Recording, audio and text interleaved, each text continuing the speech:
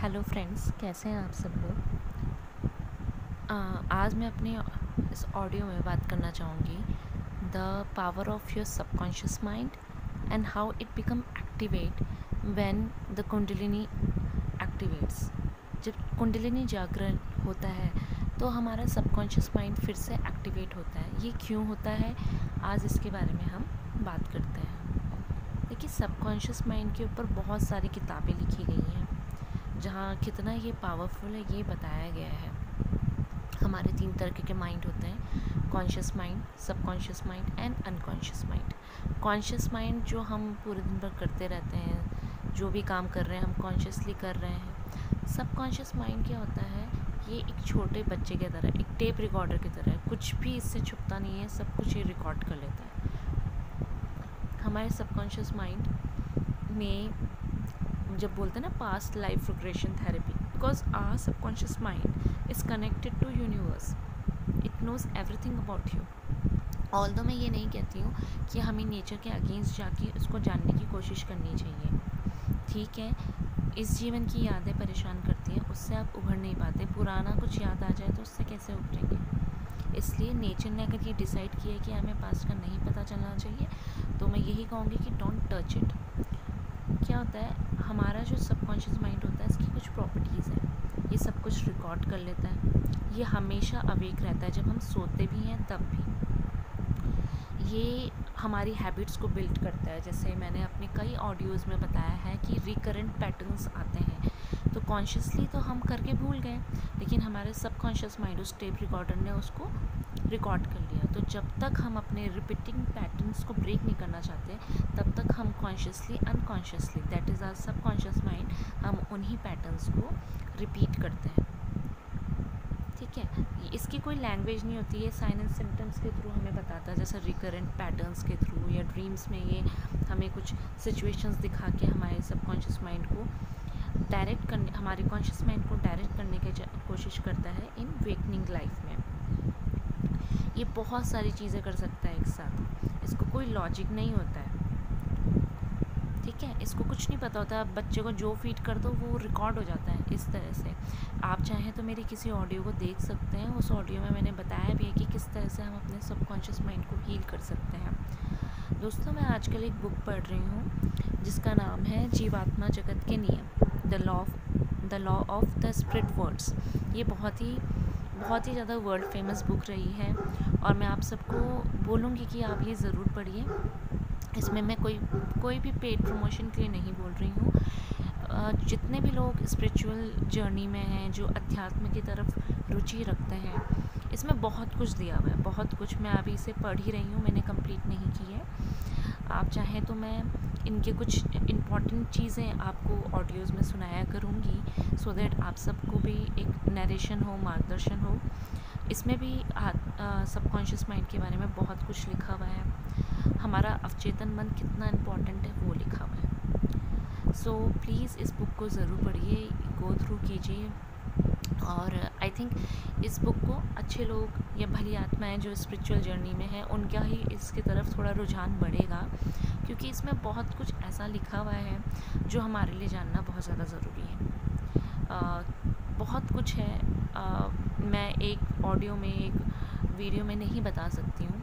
सो आप ज़रूर पढ़िएगा, मेरे को मौका मिले तो मैं इस बुक्स के बारे में इम्पॉर्टेंट क्लूज़ आपको ज़रूर दूँगी। तो आज बात करते हैं, जब हमारी कुंडलिनी असेंड होती है, अवेकनिंग की जर्नी जब हमारी शुरू होती है, तो हमें ड्रीम्स बहुत आते हैं, बहुत ही ज़्यादा। अगर आपकी पूरी ज़िंदगी में आपको 1% ड्रीम आया होगा, तो यहाँ पर 50-60% आपकी ड्रीमिंग कैपेसिटी बढ़ जाती है। तो वो क्या होता है, उसमें क्या है, हमारा जो अवचेतन मन है ना, वो हमें साइंस के थ्रू बताता है, वो बहुत कुछ बताना चाहता है हम अपने अवेकनिंग लाइफ में क्या बुरा कर रहे हैं, क्या नहीं कर रहे हैं। कॉन्शियसली हम अपनी डे टू डे लाइफ में इतना ऑक्यूपाइड होते हैं कि हमें पता ही नहीं होता है।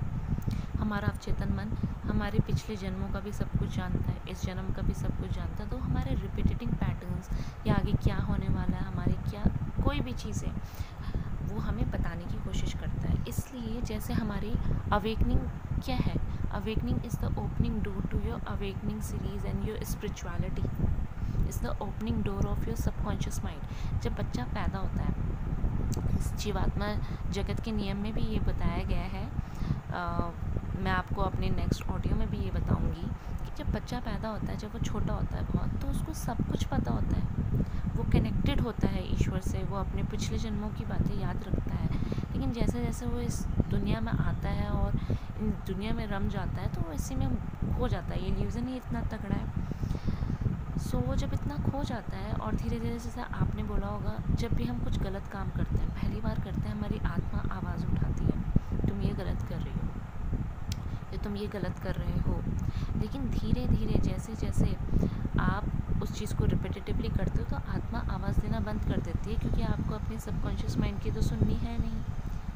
आपने देखा होगा जितने भी लोग जो बहुत ज़्यादा नेगेटिविटी में हैं, फंसे हुए हैं, गलत अपयशों में फंसे हुए हैं, मैं जज नहीं कर रही हूँ, लेकिन उनको गाइडेंस आनी बंद हो जाती है, उनको ड्रीम्स आने बंद हो जाते हैं। तो ये जो सबकॉन्शियस माइंड एक्टिवेट होता है, इसलिए हमें इतने ड्रीम्स आते हैं। आप फिगर आउट कीजिए कि आपके ड्रीम्स आपको क्या कहना चाह रहे हैं।